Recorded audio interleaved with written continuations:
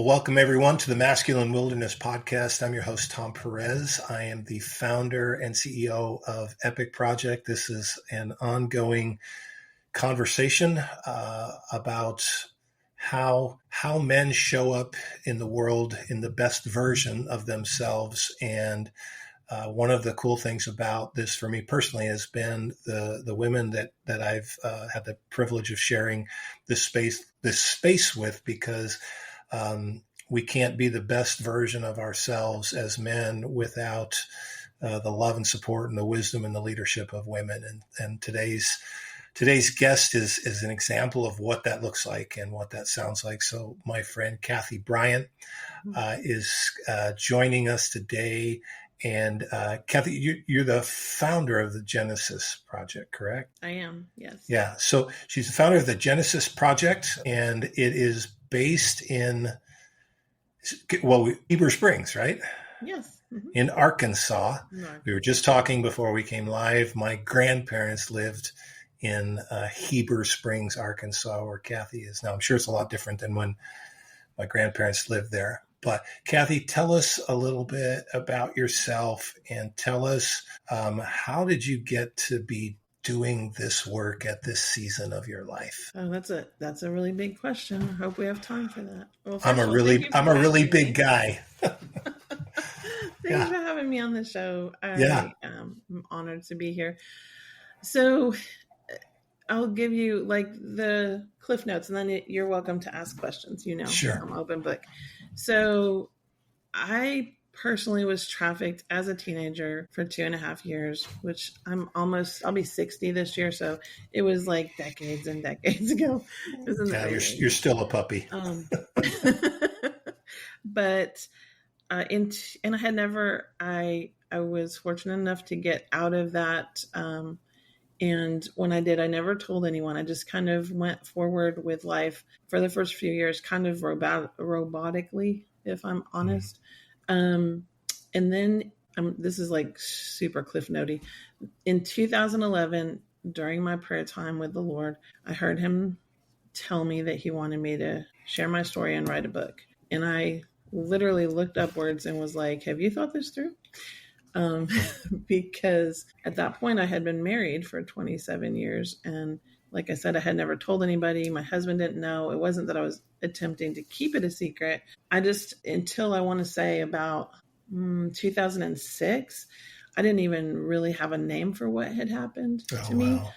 I learned about human trafficking, sitting in a conference at a church, listening to Christine Kane. She had come to one of our campuses and was talking about A21. It was back when it first was being launched, or not too long after she'd launched it. And I remember getting what I call floaty. I was kind of dissociating because it was just... It was a trauma response, right? It was a trauma response.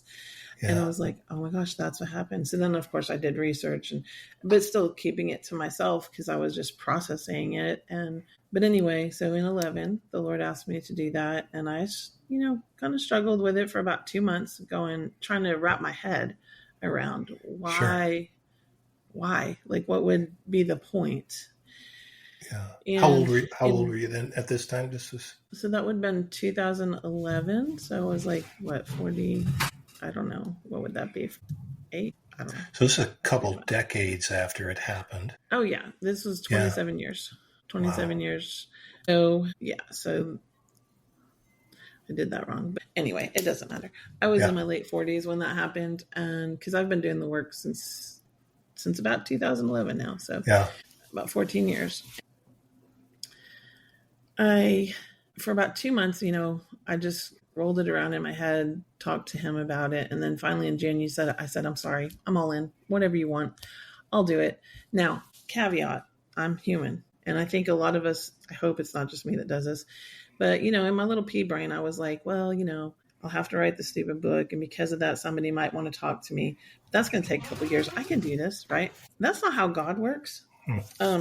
Because I'm sitting there on my bed, kind of had been, crying a little bit as I was talking with him, and my phone rang.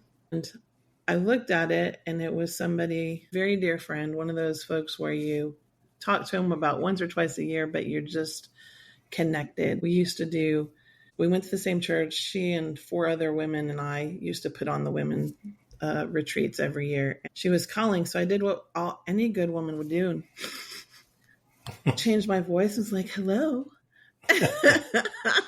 Like nothing was wrong. And she says, hey, how are you? And I was like, I'm fine. And she goes, no, the Holy Spirit told me to call you. How are you? And I was like, are you freaking kidding me? So she was officially the first person I told. Gave her some time, 5-6 minutes. She just was like so angry, not at me, but at the situation. Yeah. And then out of nowhere, she goes, oh my gosh, that's why. And I said, what do you mean? And she said, well, if you could look at my day planner, I have a note to call you next week because we're going to do a mini retreat in September. Remember, this is now June. So 2.5 months from then, we're going to do a mini retreat. And I wanted to see if you would speak like you used to at church. And I was like, oh, hell no, this is not retreat material. And she's like, I think you should pray about it. So again, I had in my pea brain how it would go. Yeah. That's not how it went. I had my first speaking event because I ultimately did do that. And within 15 minutes of telling God, I was all in.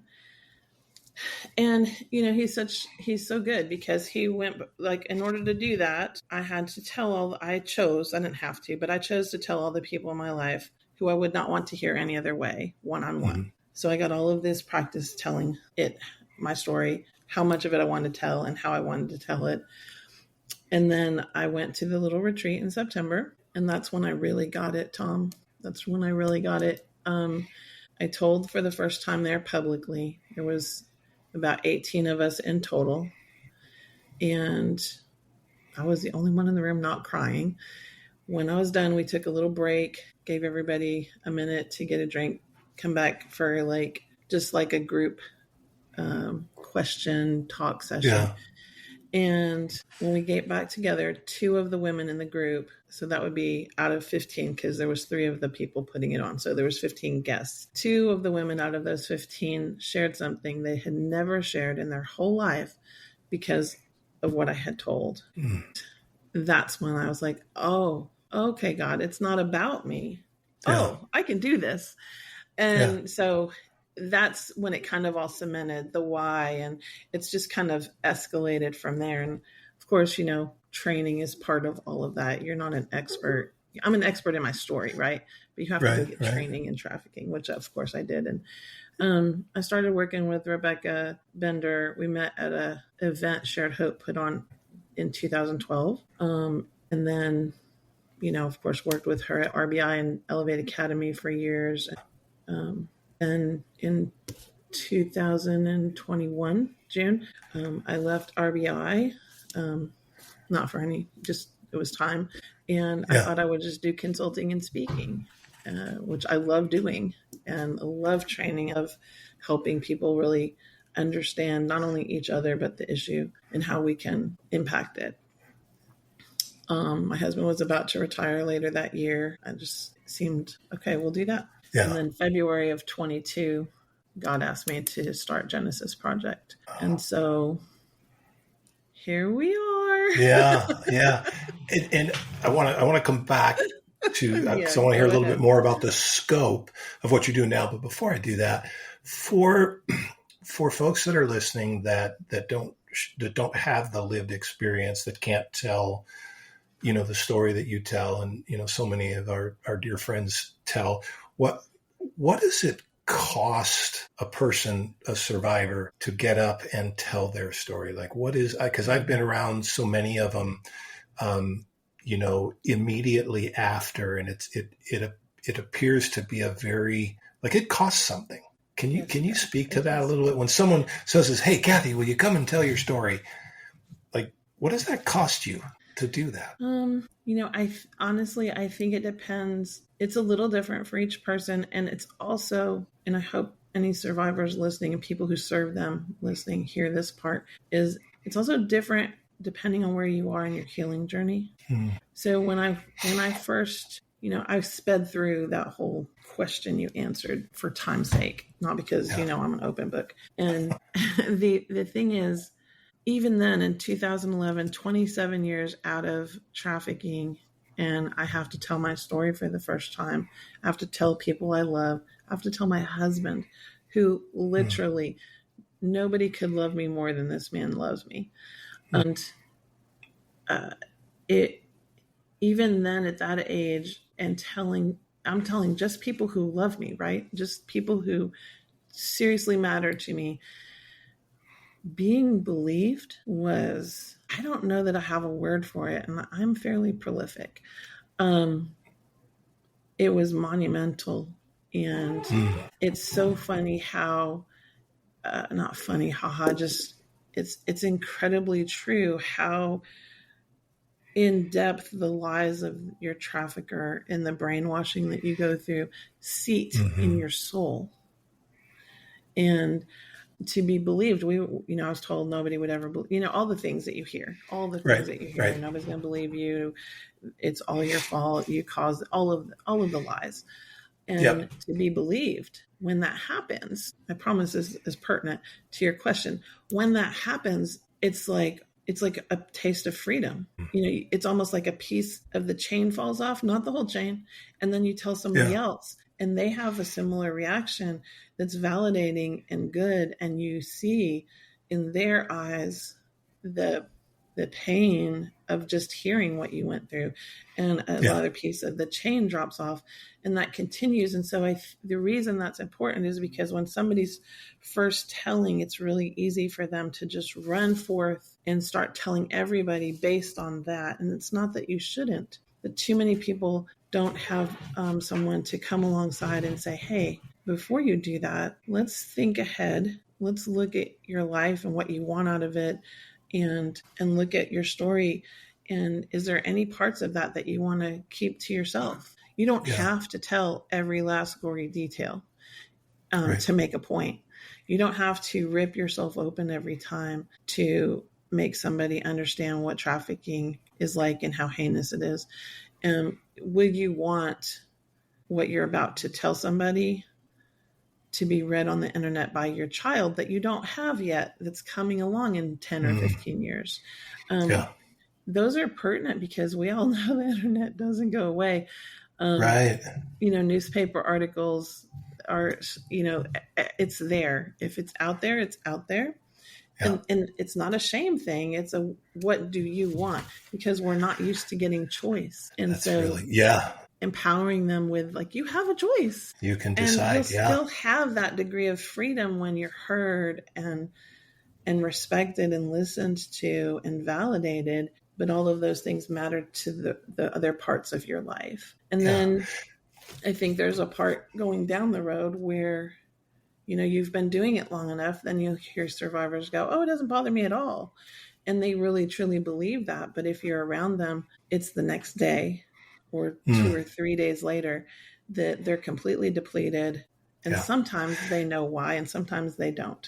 But it's I've because of heard that. I've heard that described as a vulnerability hangover. Yes. When you kind of lay it all out there, it comes at a cost. You described the framework I would use to describe it. You had this kind of a moment of calling where you felt like God was saying, this is your work to do.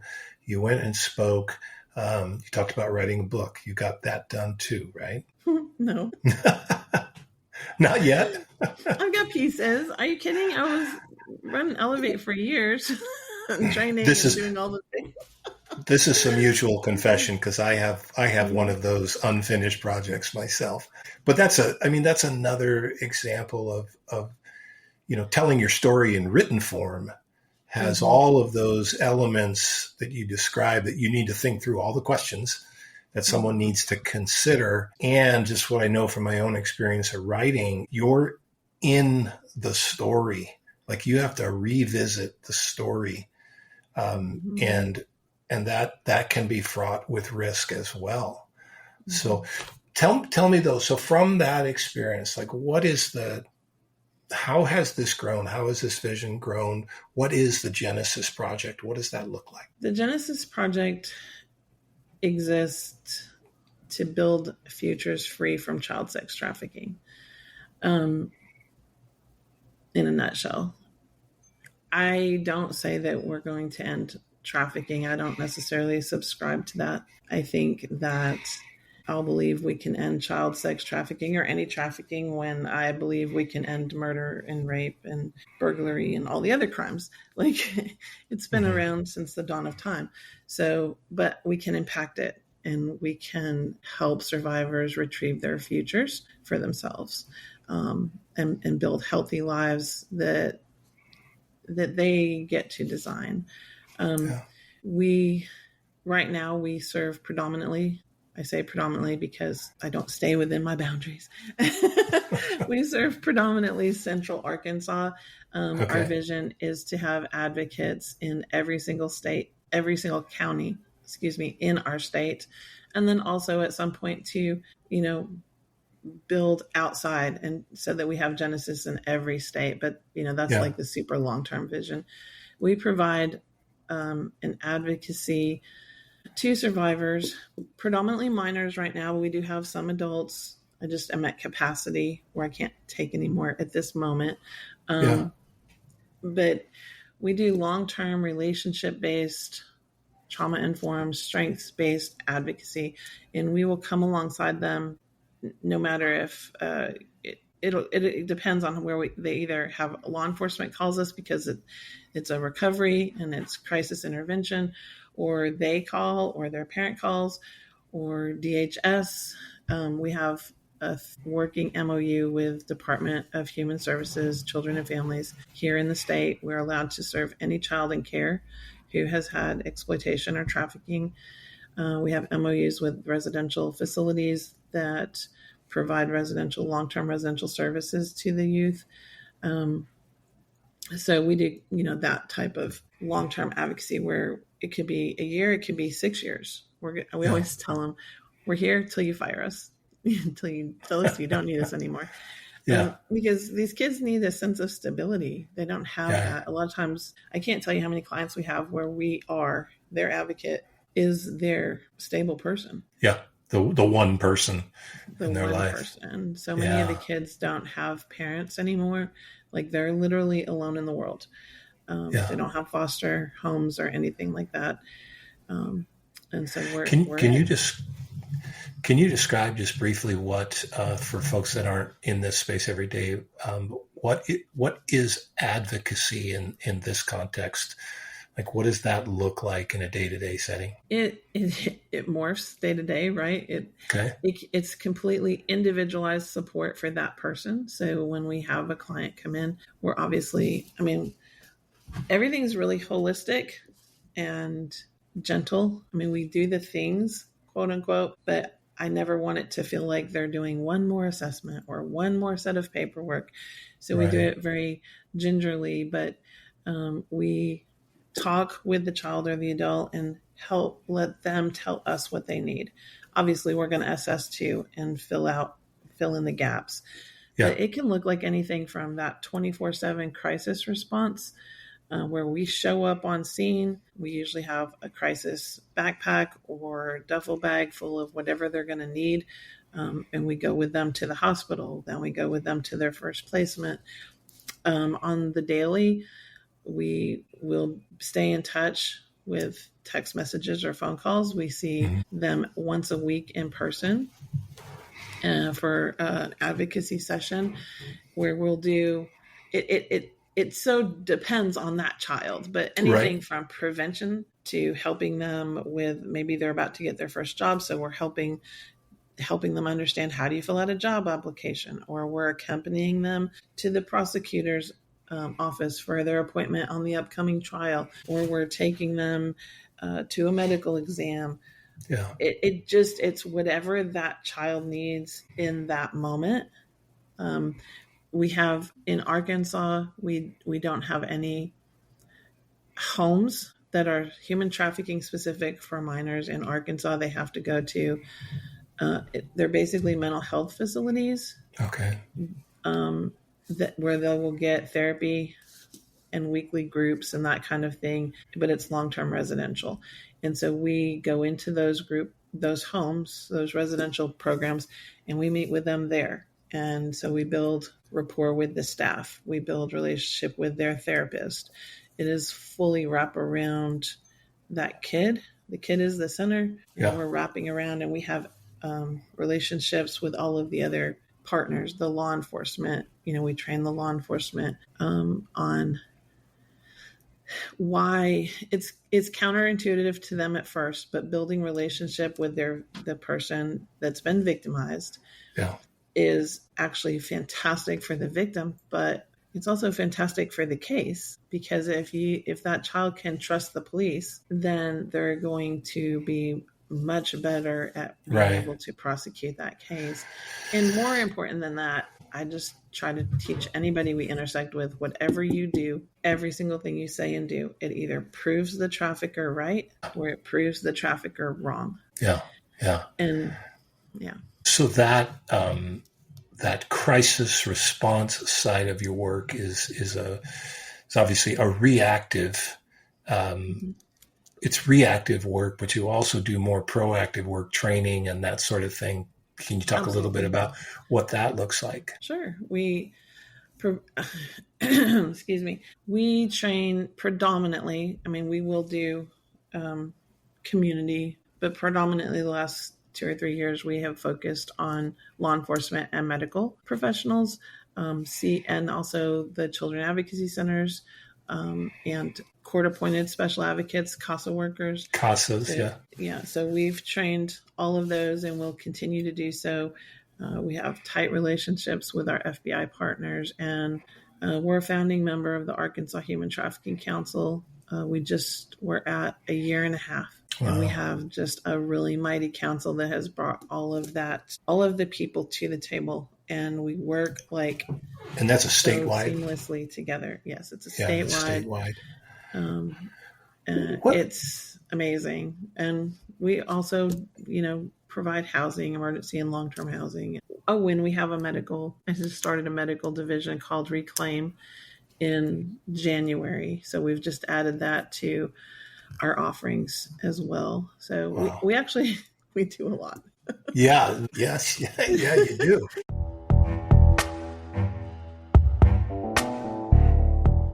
Hey, Masculine Wilderness podcast listeners, this is Lauren, your producer.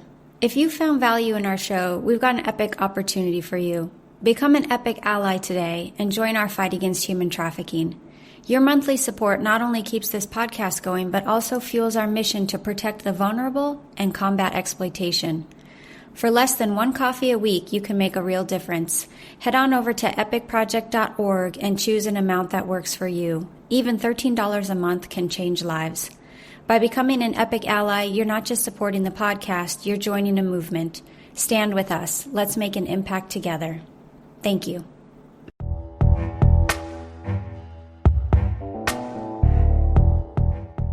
What do you say to people? I don't know if you've encountered this. I have periodically, but I'm thinking of, think of a place like Arkansas. Mm-hmm. It's not like New York or Chicago or Los Angeles or Houston, the big cities where all these bad things happen. You're in a lovely, quaint little town in, I don't know, is it still rural Arkansas? That seems so rural. But rural Arkansas seems a little bit repetitive, What do you say to people that go, that people in rural communities that would say, they'd be inclined to say, well, that doesn't happen here. How do you respond to people like that? I say, I understand why you think that, because everybody wants to feel safe. But the truth is, trafficking happens in every single community, in every single state, county, country in the world.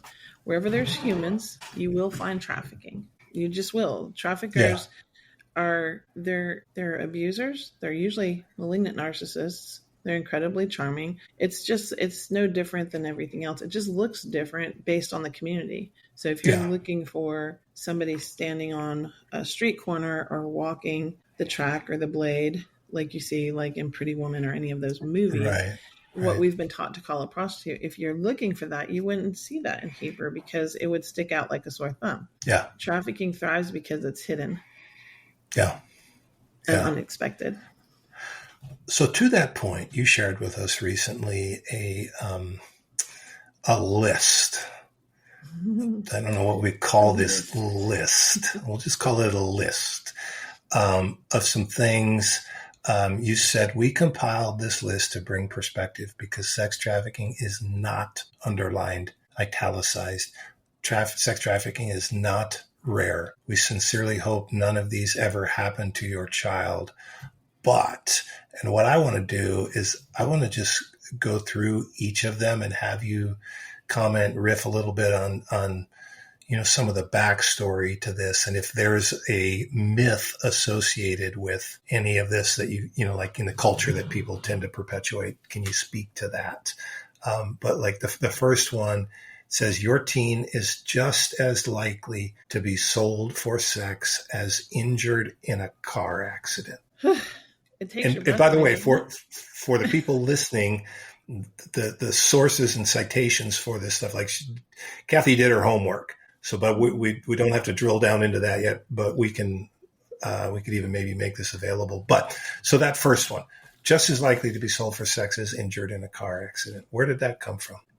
Kind of to your point a moment ago, is even after all of this time, like I've been doing the work 15 years, others before me have done it for decades longer, and you still have people who it's really difficult for them to wrap their head around the potential, the possibility, or that it's even that. And I was sitting, I think it was like last fall, I was thinking about, as a parent, what are some of the top fears parents have?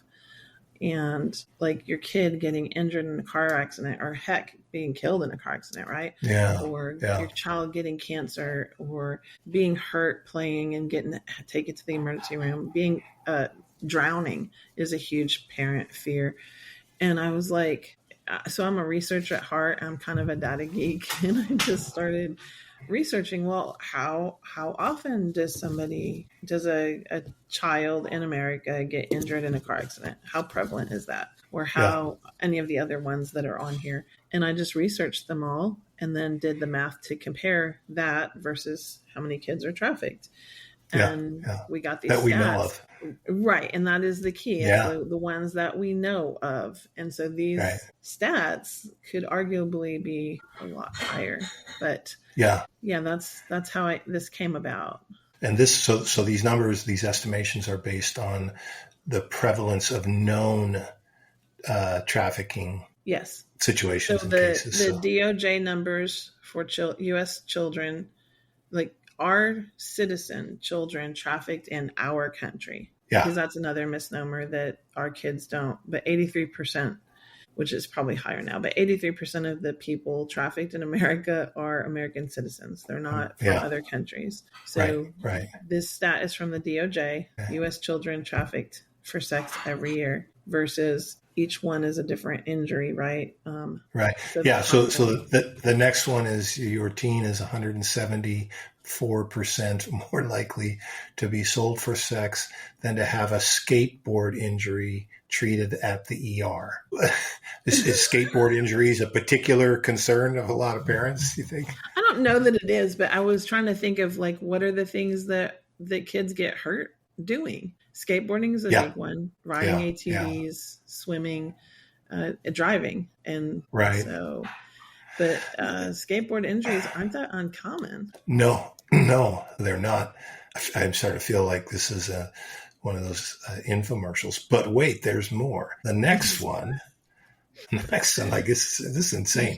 Your teen is 3,680% more likely to become a sex trafficking victim than be diagnosed with cancer.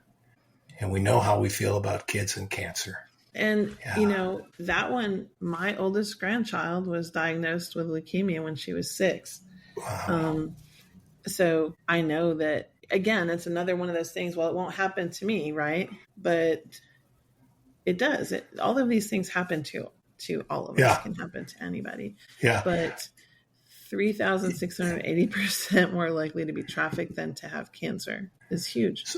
That's just amazing. We won't go through every one of these. It is 6,567% more likely your teen would be trafficked for sex than killed in a car accident.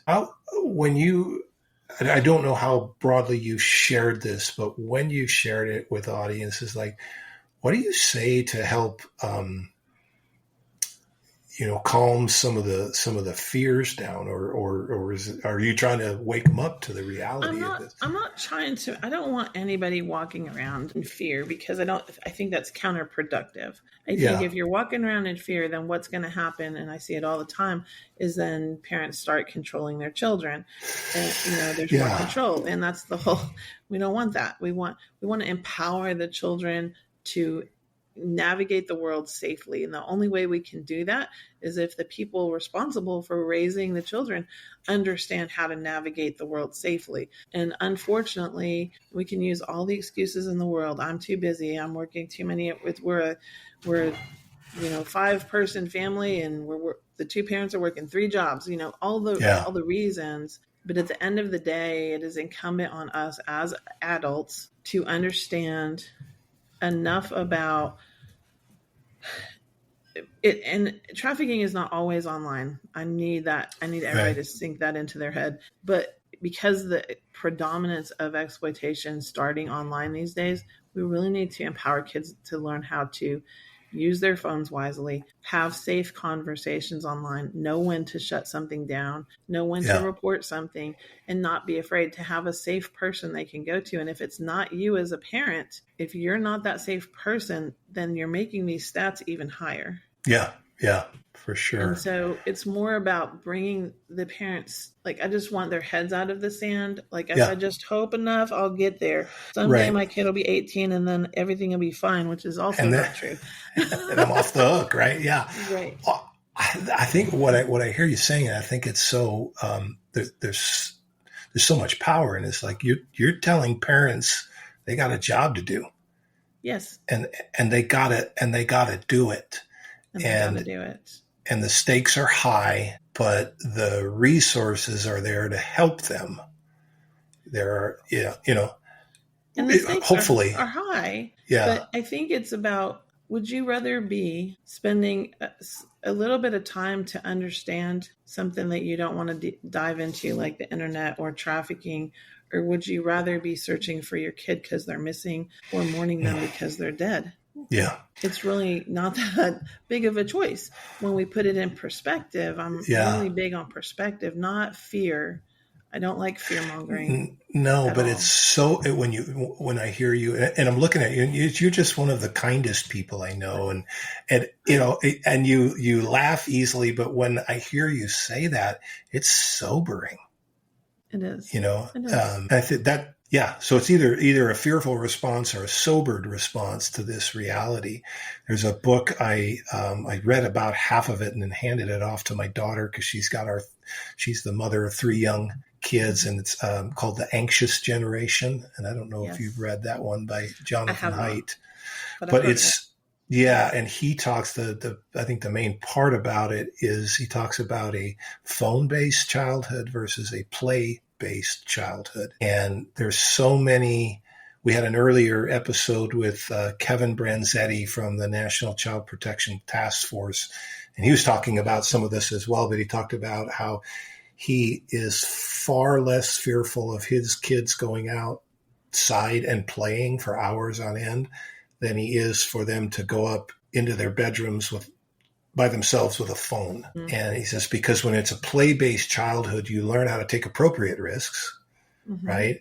And you learn how to fall and get back up. There's so many intangible things that you learn when you're not glued to a screen, and the risk of someone preying on you is actually much less than when you're sitting in front of a computer screen or phones. You have the kind of just being the person that you are with the lived experience, but also just where you're at in your life, you have that kind of authority to say to parents, yeah, it's scary, but what's the alternative, right? It's true. 50. The alternative is horrible. This one's staggering. So your child, the hits keep coming here. Your child is 1,499,175% more likely to be trafficked for sex than to be killed or wounded in an active shooter episode. Okay, I have to do this. So I think you read it wrong accidentally. It's Did I? 1 okay. million. 1 million. 1 Duh. million. Yeah.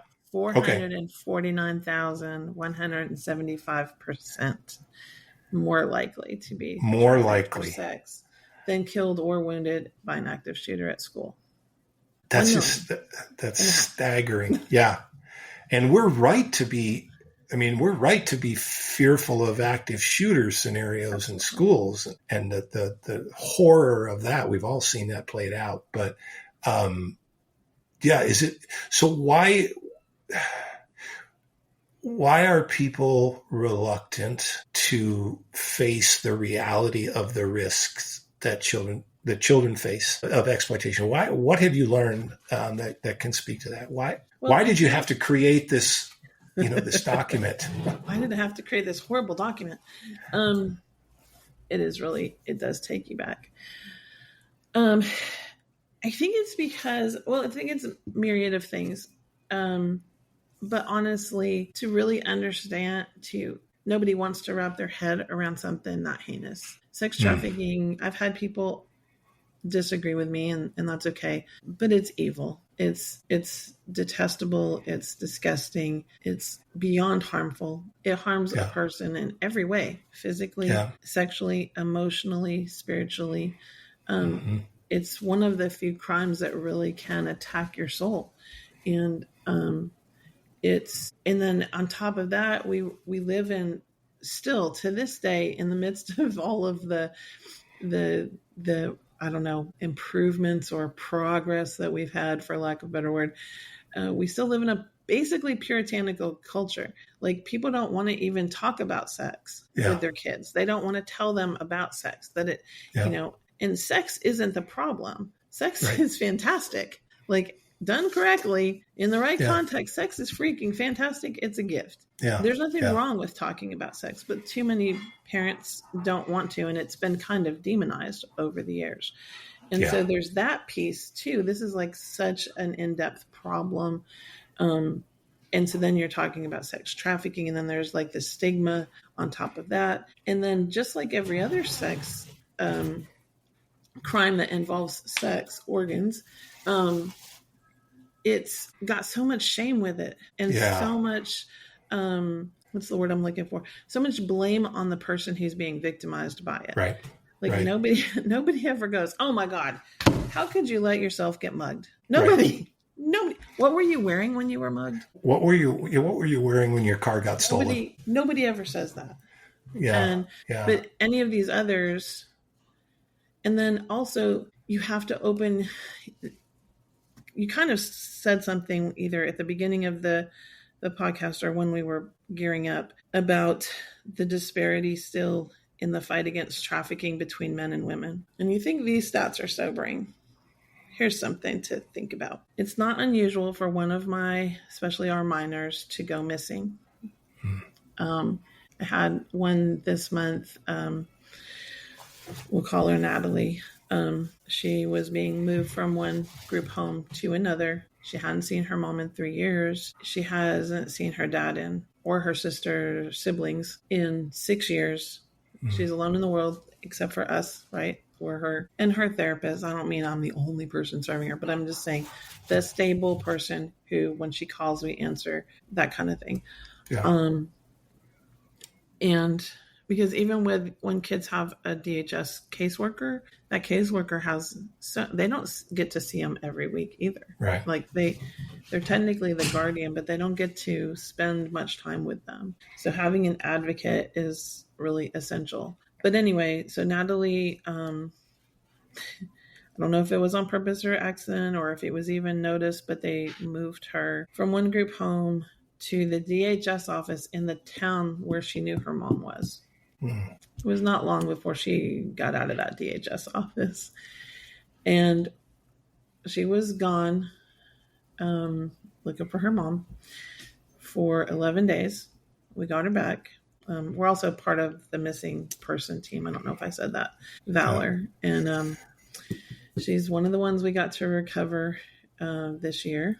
She was actually the 100th we recovered the day we got her. She was number 100 that we recovered this year. But those 11 days, Tom, that first day out, she was approached by a man.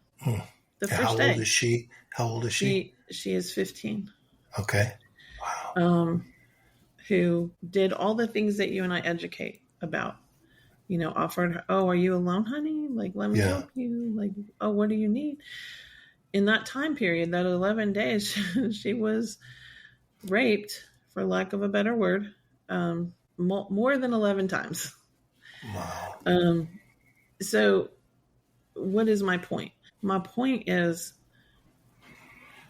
we have to, as a nation, face the truth of just how many, and it's not all men, I know, but how many predators we actually have. And sometimes the predator most of the time, the predator looks like the guy sitting next to you in the cubicle at work. Yep. Or I always say he doesn't have fangs and, all the things. In this case, this was a guy who reminded her of her dad. She didn't know it until I was like, who does he remind you? Not because she was having sex with her dad, but that abandonment, that need for a father figure, it calls to them. And wanting that person to do what they say they're going to do. I'm going to give you a ride. I'm going to get you some food. I'm going to keep you safe. And then it flipping. Yeah.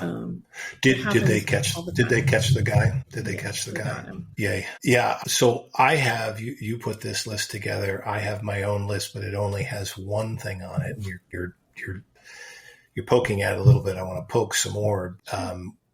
We talked about this before we started. There is a common understanding. I call it something that we can yet verify completely, but I've heard a lot of people of great reputation, you being one of them, that have said you're more likely to get struck by, as a man in America, you're more likely to get struck by lightning than you are to get arrested for buying sex. So that's on the other side of this equation. It's the impunity with which this happens for men.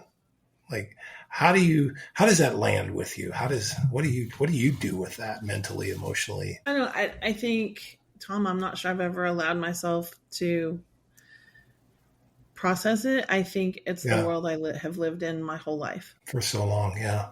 I mean, when you think, and I know this is it might feel like it's out of whack, but I think it ties in. I've seen on social media several times over the last, I don't know, maybe quarter of the year, the things about, when women were allowed to own a home without their husband or their father being a cosigner, or have a credit card, or be able to vote, or, drive it. All of those happened in my lifetime. Yeah, my lifetime. Yeah, mine too. Yeah. And so, like, when I was born, my mom couldn't, own a home on her own. She couldn't own a credit card on her own. She couldn't go get a bank loan. And all of that has changed. So I've lived in that life. I don't know that I've addressed it emotionally at a deep level. Why do men not always, why do they seem to get off the hook or not be held accountable? In my opinion, it's because it's too uncomfortable for the men who won't do it to hold the men who will do it accountable. They will do one of two things. They won't hold them accountable, or they'll kill them. And it seems like they won't do the hard stuff in between. It is way easier to use your anger to take somebody out in the name of protection. When we make them the bad guy and the villain. Yeah. Yes. You're the first survivor, I think, that I've heard articulate it that way. But you're absolutely right. It's harder to do the hard work in between. It's a lot easier to just dismiss those guys as something other than, they're not like me, right? And like, as a man speaking, like, I would never do that. I'm not that guy. And one of the things I'm just fascinated to hear you unpack it this way, because this has been our experience at Epic in talking with active sex buyers, the guys that are inflicting this trauma and pain. We've realized that the same culture that made those sex buyers made us. Yep. We grew up in that same culture. And so they're not that much different than us. They're, and that's why, like, for me, I know I've said this probably over and over again, but that's why that especially in this space, addressing the demand that drives exploitation, the demand that led to your exploitation, that's men's work. It you know, is. and It is. but that's not a very popular theme. I don't get invited to speak at retreats on that kind of stuff. But I think it's worth going, hey, if you're listening and you're male, are you brave enough to ask yourself why? Are you brave enough? Like, you're brave enough to live for your family. You're brave enough to work 50, 60 hours a week and make the sacrifices to have, men do so many great things. Okay. And I'm not saying just their work. They pour into their families. They're sacrificial with love for their families. But there's a difference between living for your family and being willing to do the really hard stuff to truly protect them, not get another camera for the exterior of the home or another security system. Like, are you willing to protect them? And if you are, then when your bestie makes that locker room joke, which is not what we should call it, are you going to confront them? Can you grow those balls? Yeah, that and that's my story. That's part of my own journey in this, because I was not the guy doing that, but I was the guy who was silently complicit because it cost me too much, or at least I sensed that it would cost me too much to call out those guys for that behavior, not in a judgmental way, but like, look, dude, you're better than that. In my younger years, like, I didn't do that, and I was in some pretty stereotypically, male-dominated, misogynistic, kind of environments.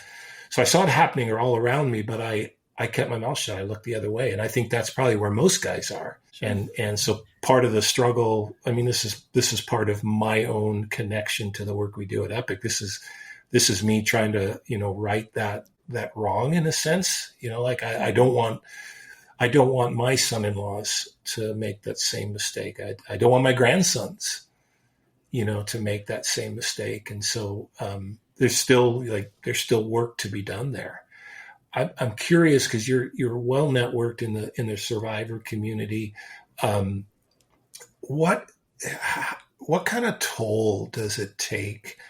I'm sorry, there's a little bit of an abrupt turn there, but I want to know, like, what kind of toll does it take on survivors to see this pattern continue, that men generally are unaffected by this, that they're not held accountable. We have all, regularly all these high profile cases that pop up, right? And they seem to come and go, but like, what kind of toll does it take on the survivors of this kind of exploitation to see that oftentimes it doesn't seem like much has changed? I don't know that I would want to speak for everyone, to be honest. I can say that that's fair. It is really, I think that's one of the things where it's, in order to survive, we have to not think about it too much, right? I have to do the work every day and face it and face what's happening and not allow myself to, like, I have to redirect myself. Like, because I'm not about to have survived something as horrific as I did. And I could have been easily dead several times. I know that the Lord saved me multiple times. And I'm not going to have survived that and then use the rest of my life lamenting and being burnt with anger over something I can't change. I'm going to look for what I can change. And I'm going to talk to the people in front of me as much as I can and challenge them, because, it's hard. Like what I was just saying to men, it's hard to do that. I know that that's hard and uncomfortable and you don't want to do it. But if it meant saving your sister or your daughter or your great granddaughter who you haven't met yet, would you challenge somebody? And it does take a toll. I think that people always like, how does it feel to, or not always, but I've been asked, how does it feel to have freedom? And I won't be fully free until I'm in heaven, but I have more freedom than I've had in my whole life. And I can tell you that I would rather be unloved than unfree. Freedom is everything. And I'm not about to give up any of that lamenting what I can't change. I'm going to work on what I can change. Yeah. You bring such a quiet, confident, measured mojo. I don't know what, there's just something about when I hear you speak, it's like, yeah, you know it. It just, I can tell deep in your bones, that you know what's true. You have just a little bit of time left, and I'm just really grateful for the work you do, and your presence, not just in Arkansas, but even more broadly. I wondered if, kind of want to give you the last word. Could you give parents of young kids your best advice, like starting today, do this? What would you say? I would say talk and listen to your children. Stop talking at them. Stop telling them what to do. Start asking them questions that are not yes or no questions. Invite them to your table. They're not your servants. They're not your peers either, but bring them into your world and you enter their world, because the world they're growing up in is not the world that you grew up in. And you can't parent them well. I'm sorry. You cannot parent them well if you're trying to parent them the way you wish you had been in that world. You can parent them the way you wish you had been, but you have to do it in this world, today's world. And parents constantly want to take kids' phones away. You need to show them how to use the phone. Yeah, that's so good. Kathy, Bryan, you're a sage. Always appreciate just hearing you talk. Thank you for showing up the way you do. You're very welcome. I absolutely love the work that I get to do. I never thought I'd be serving minors, and it's an amazing ride, and it's heart-wrenching, and it's hard, and I need help. We need help, but I wouldn't trade it for the world. Thank God you're there doing it. Thank you. You're welcome. Thank you, Tom. Appreciate you.